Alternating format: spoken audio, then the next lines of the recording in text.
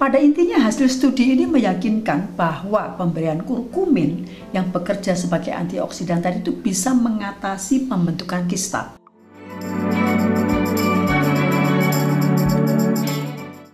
Sobat sehat, tetap sehat selalu.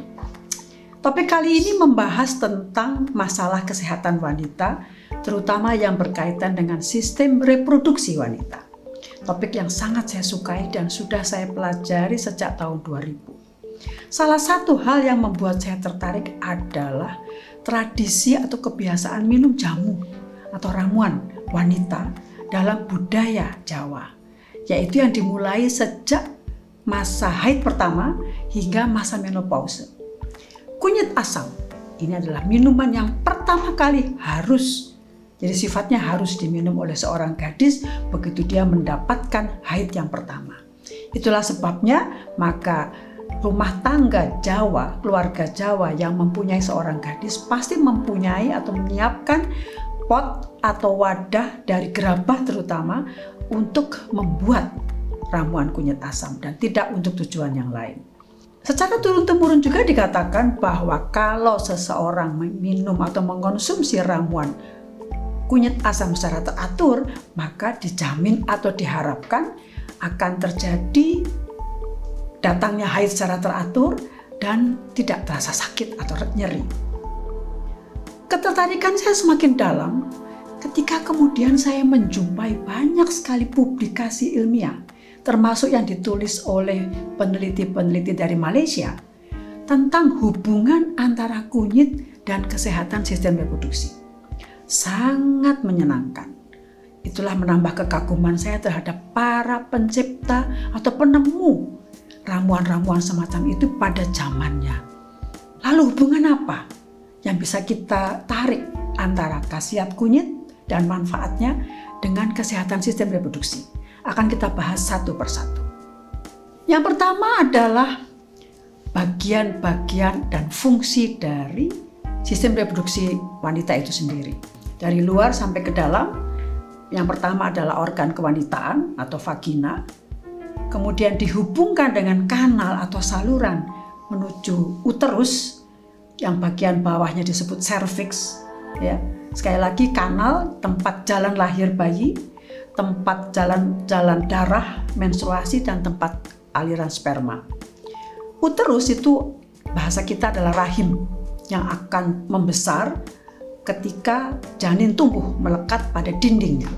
Di bagian atas terdapat ovarium, di bagian atas uterus terdapat ovarium, tempat dihasilkannya sel telur dan sel telur menghasilkan hormon. Kemudian di bagian lain atas uterus terdapat tuba falopii. Disitulah terjadi pematangan sel telur, pembuahannya, dan kemudian disalurkan menuju ke badan uterus lagi untuk menempel dan membesar. Ada paling sedikit 4 jenis hormon penting. Luteinizing hormone, follicle stimulating hormone, estrogen, dan progesteron.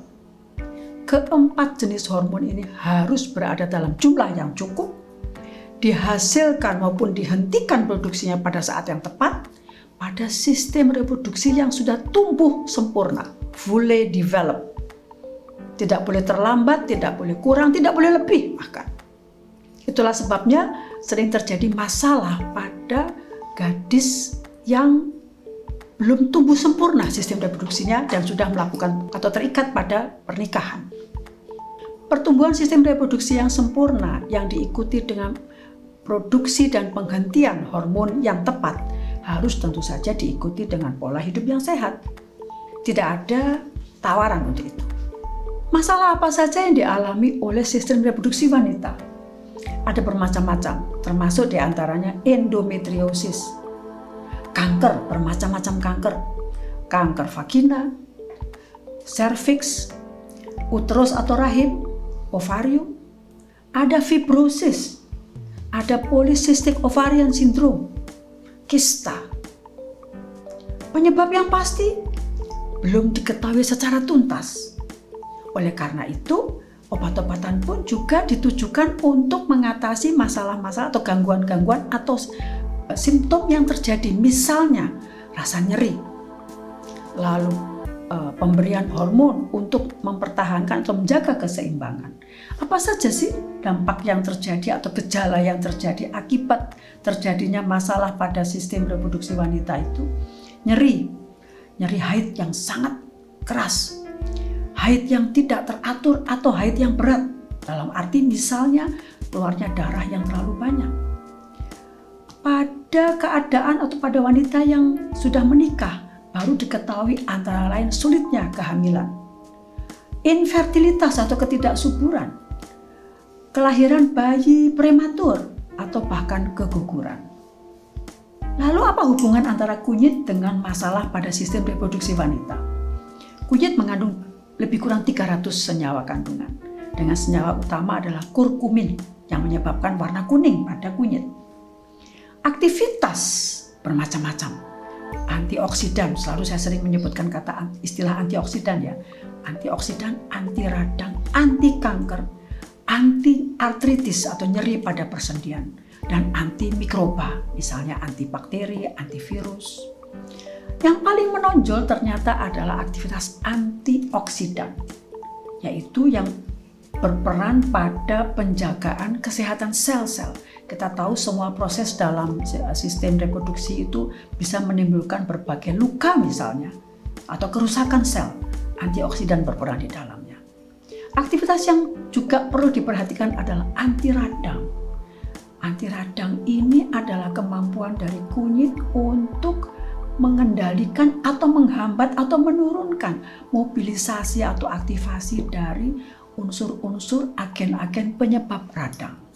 Sudah banyak percobaan, uji klinik pada manusia, uji preklinik pada hewan coba, memang harus diakui hasilnya masih bervariasi sehingga percobaan masih terus harus dilakukan. Tetapi satu hal yang pasti, kunyit ini aman dikonsumsi. Ada masalah yang sudah diketahui juga, yaitu di usus ini diserap secara lambat. Tapi kemudian metabolismenya cepat dan dikeluarkan dari dalam tubuh juga terlalu cepat. Tapi jangan khawatir, sekarang perkembangan keilmuan sudah menemukan produk-produk yang terinovasi sehingga dapat mengatasi hal-hal seperti itu. Berbagai gangguan, yang pertama adalah yang disebut dengan sindroma ovarian polycystic. Apa itu?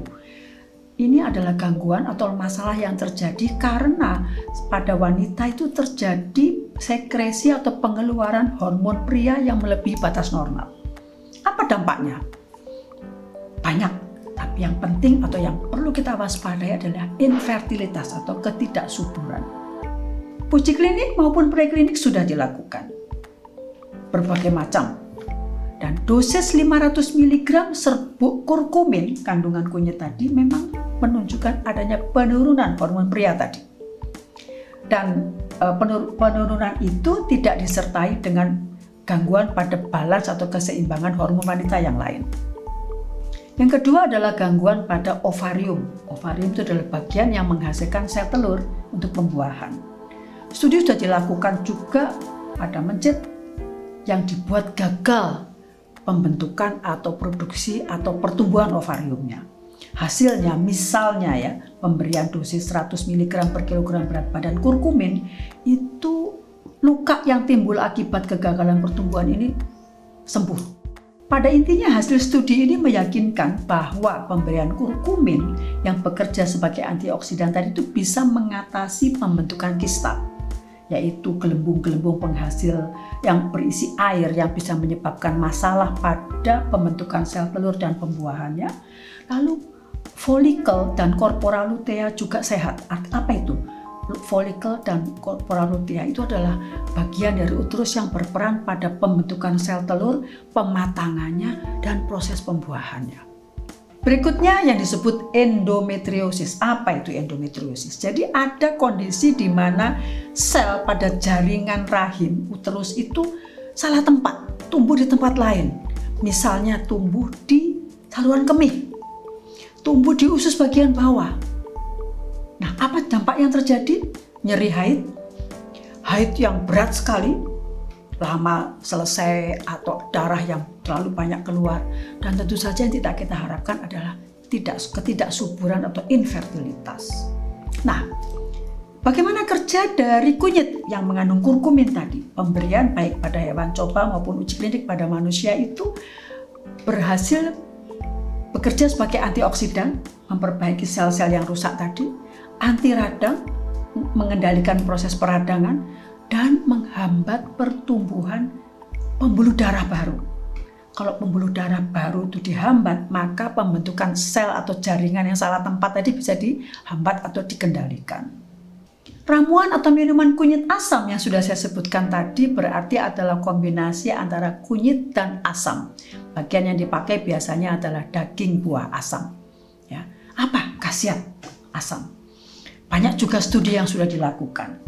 Pada umumnya semua menyetujui terdapatnya kandungan vitamin C dosis tinggi yang bekerja sebagai juga antioksidan yang poten di samping unsur mineral yaitu magnesium dan vitamin B6. Ketiga jenis kandungan ini mempunyai peran yang sangat besar atau dominan pada upaya untuk menjaga kesuburan baik pria maupun wanita. Berbagai uji dilakukan yang menunjukkan terutama kemampuan asam ini tadi untuk meningkatkan kesuburan pada wanita. Sobat sehat, bukti ilmiah sudah menunjukkan minuman kunyit asam sangat baik untuk kesehatan sistem reproduksi wanita. Konsumsilah secara teratur. Bagaimana caranya? Saya menganjurkan untuk membuatnya sendiri dari bahan-bahan yang segar. Kunyit yang berkualitas baik diparut dengan penambahan air sedikit demi sedikit dan kemudian disaring. Tetapi kalau merepotkan, silahkan merebusnya. Pastikan merebus dengan api berkekuatan sedang hingga mendidih. Api dikecilkan lagi, lanjutkan pemanasan selama 5-10 menit. Dosis cukup luas, dosis keamanannya 1000 sampai 2500 mg per hari. Tentu saja saya tidak menganjurkan untuk memakai dalam dosis berlebih. Saya menganjurkan untuk membuat sendiri minuman kunyit asam untuk menghindari hal-hal yang tidak kita harapkan, termasuk penggunaan vitamin C untuk menimbulkan rasa asam dan tidak menggunakan asam. Warna kuning tidak berasal dari kunyit. Tapi yang lebih penting dari itu adalah gunakan secara teratur. Kenapa? Karena memang kandungan zat kimianya tidak dalam jumlah besar dan penyerapannya juga kurang bagus. Keteraturan menjamin khasiat. Stay healthy, salam sehat.